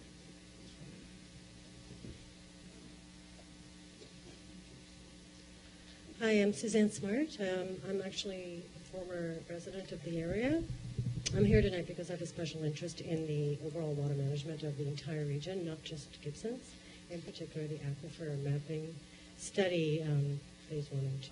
My question is in relation to the accounting for climate variability in your climate change section of predictive, measures, and how that climate variability over multiple timescales is factored into your recharge of your aquifer and pressure.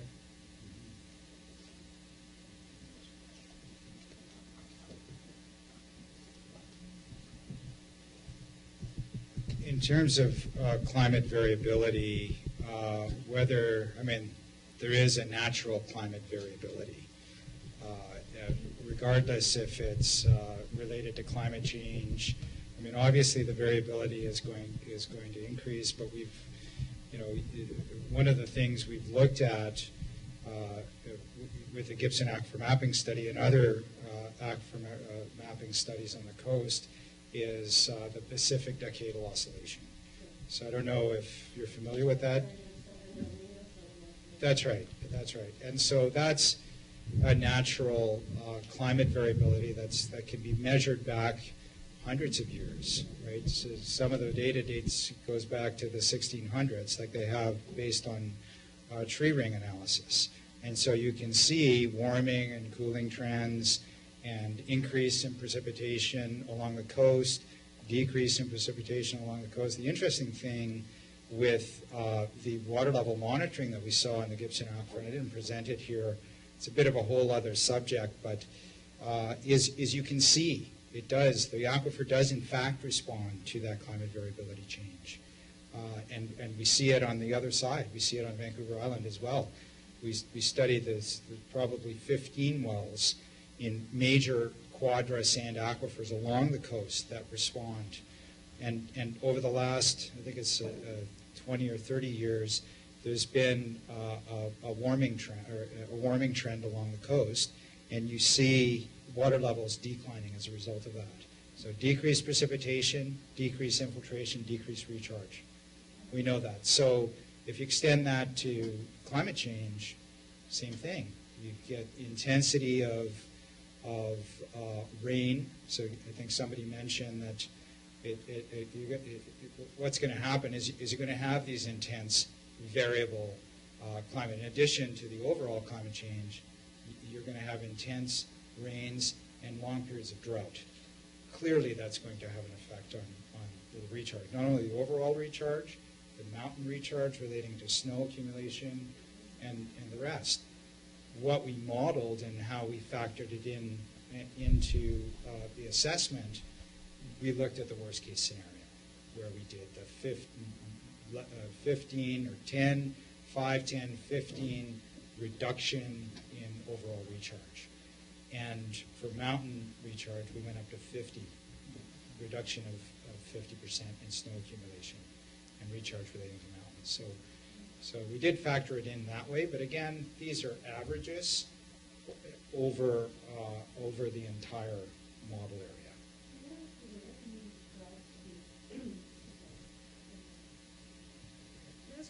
What data set are you using, or what historic data are you relying upon to factor this into this study overall? If you mentioned earlier hydrometric data is unreliable, and I already know that, and Environment Canada's data is monitoring stations is unreliable. Where is your data coming from? Yeah, the government the Canadian government did a study in 2008 in the Abbotsford aquifer, Sumas aquifer on the mainland and along the coast. And so the sea level rise study information came from that study. And I think we presented that as part of the presentation where we looked at extreme cases of sea level rise and extreme cases of reduction in recharge. Jessica, is there anything you can add to that, or?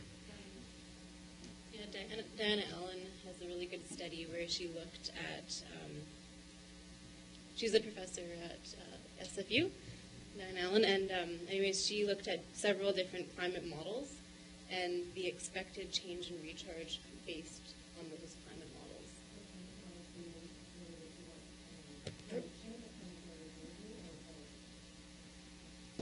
I would assume both, but I'm not sure. But they're the ones introduced by the International Panel on Climate Change.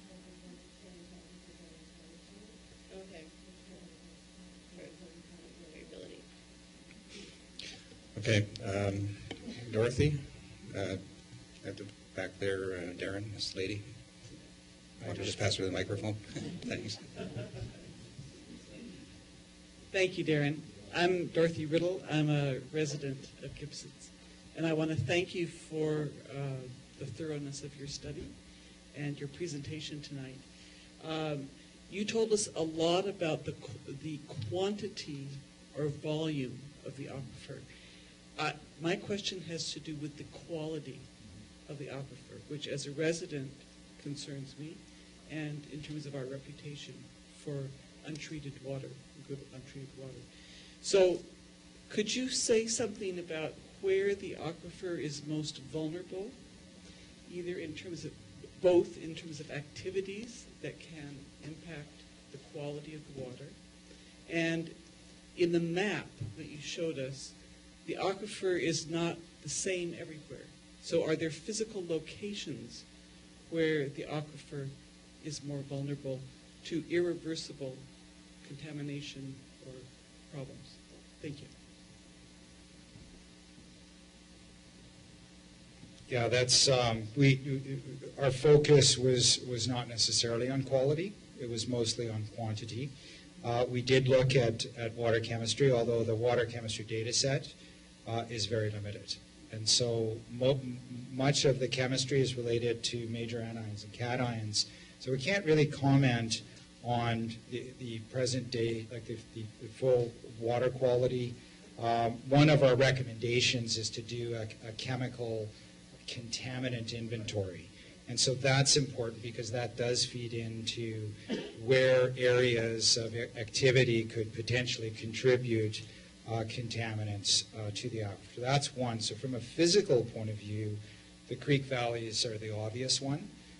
There's potentially they've eroded into and through the Gibson aquitard, in which case that could be a direct pathway to entry into the Gibson aquifer. The other location is in the upper part of Gibsons, where the aquifer abuts onto the mountain block. So in Upper Gibsons, beyond the Gibson town boundary, so into the SCRD in that area. There's very little information there.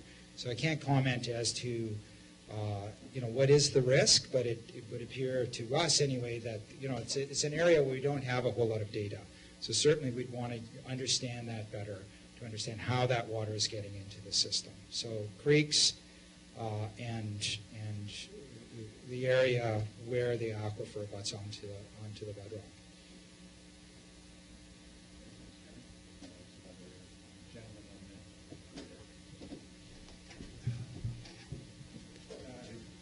I was interested in the brief comment on this gentleman. The mayor, I don't know your name.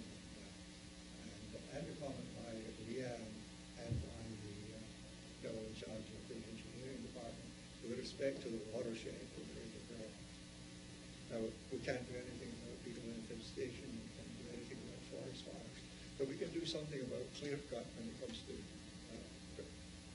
producing the regulations. Following down the watershed, once we get to that area between Reed Road and Gibson's Way, I'm familiar with these roads or not, but there's a bench there, and there was a study in 2002, and it showed that the top layer, 3 or 4 feet, we're sitting on top of a clay layer, 10 to 12 inches, I think. We've had a lot of development, new development in that area. When you cut through that clay layer, you go right into the sand and gravel, alluvial till, I guess. When you go into the alluvial tills, the rate of runoff speeds up quite considerably. Then it goes into Gibsons Creek, and then it goes into Chapman Creek. So there's a possibility the more you cut into that clay area, the more property damage you'll get from these creeks. To what extent has new development asked to produce catchment areas to slow down the rate of runoff, particularly during the rainy season when that sort of upper layer holds the water and slowly lets it off? So in terms of regulation, we can regulate relative to harvesting on the watershed, and we can regulate relative to the development and the rate of runoff coming from the creeks. And I think these points are very significant, and more important to me than a study that's done on what exists at the moment.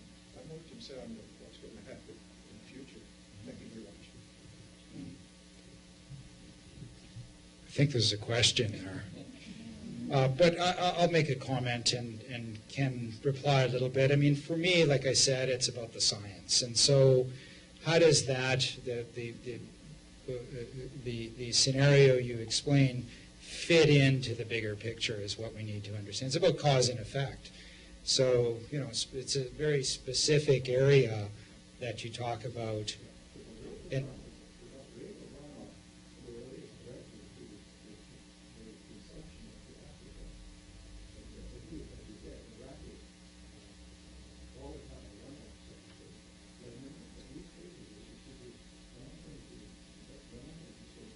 right, but I'm not disagreeing. But what I'm saying is, there needs to be monitoring of it. So how do you?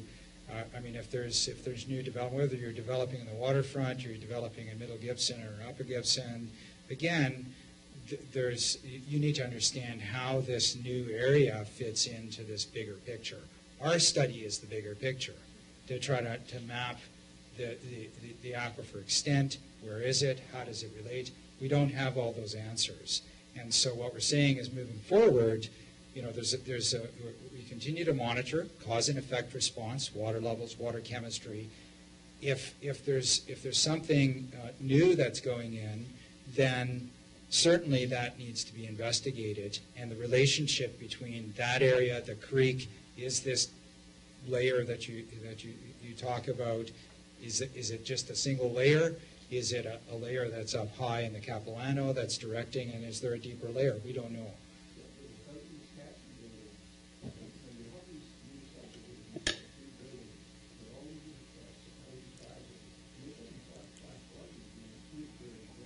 Darren, I don't want to get sort of discussion going back and forth here. There's a lot of people here. Blaine wants to weigh in. He's been quite patient. Blaine Hagedorn, I developed parkland over the last 10 years. At the outset of our development, we dug test holes throughout the property up to 12 and 15 feet deep. We didn't run out of glacial till. The permeability, I believe, Dave, you have a study on that, right? Was near nil. I believe one of the holes had some permeability, the rest had none. I have a question on that.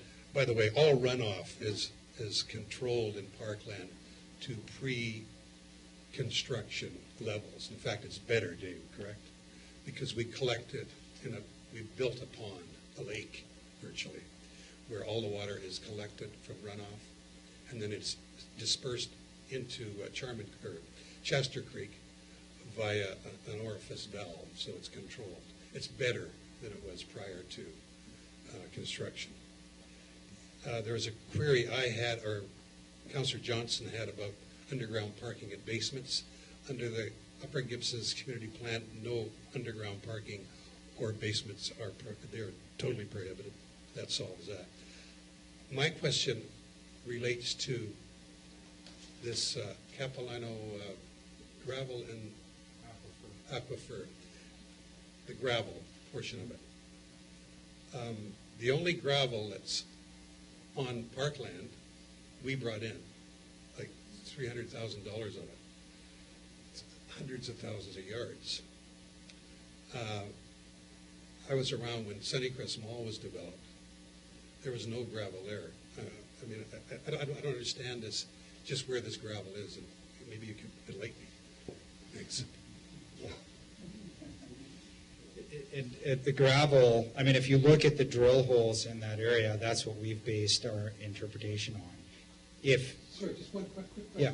You dug a well at, near Park Plaza, right? Test hole dug on Zero one. Payne Road well, okay, sure. How far did you go down before? you- All the way to bedrock. I mean, we can pull that log, but from top to bottom, I mean, we went through the Vachon Till, so I'm not sure exactly how deep it was, but there was gravel from the surface down.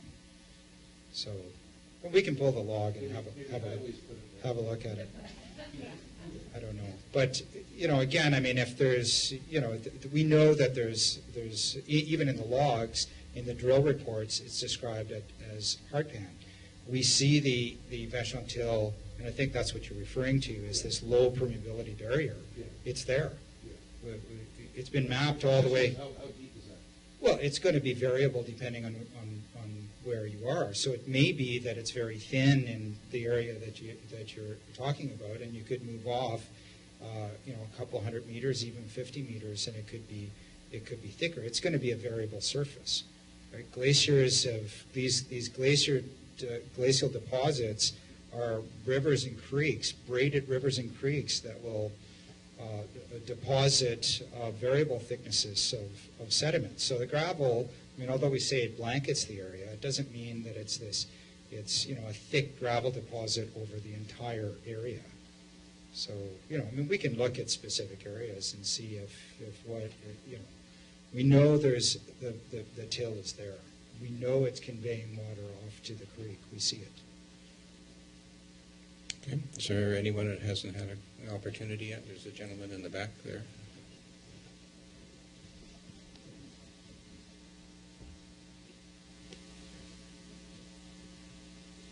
Yes, my name is Brian Sadler, resident of Gibsons. I think we met at your annual report last year, and I appreciate being taught science, and I like your report, and I like your last slide with the conclusions and recommendations.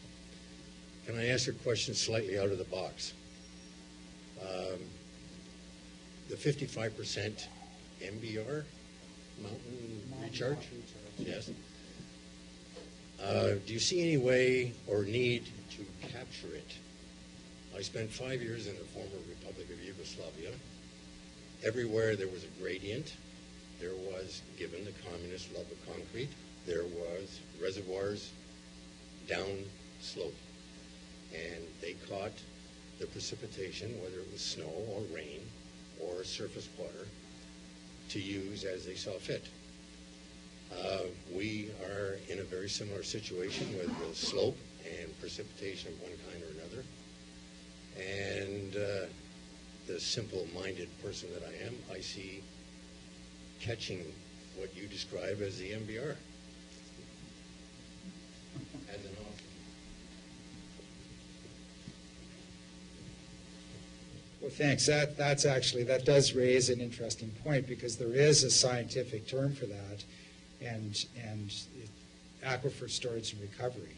And we're looking at it in the Regional District of Nanaimo, which is capturing the water at the surface and injecting it back into the aquifer. Of course, here in Gibsons, there's this wonderful aquifer that contains all kinds of water. So you don't need to capture that surface water. The mountain block recharge is the water that percolates through the rock and discharges naturally to the base of the aquifer. As it filters through the rock, it gives you this nice, good quality water. And so it's the natural system is what we're talking about. Of course, in an extreme climate change condition, water levels are going down, salt water is intruding in. That's a great mitigation strategy. Capture the water that runs off the land, possibly use now the aquifer as a storage container. And that's being looked at in these coastal aquifers, certainly on the island, the Gulf Islands as well, in particular, where there's not a whole lot of recharge. And ocean, saltwater intrusion is a real problem. So thank you for asking that. Gentlemen with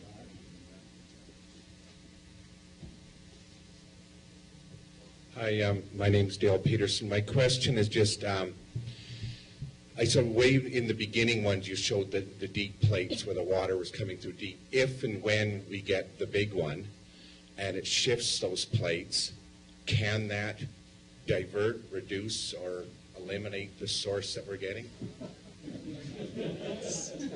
Remember, you are on film. No, that's another good question. I mean, we live in a seismically active zone, so you know, we don't know that particular fault would be active. So we have no way of knowing. But certainly, in any seismically active zone, it's a risk. There's a risk associated with that, but there's nothing we can do about that risk. So that's Mother Nature.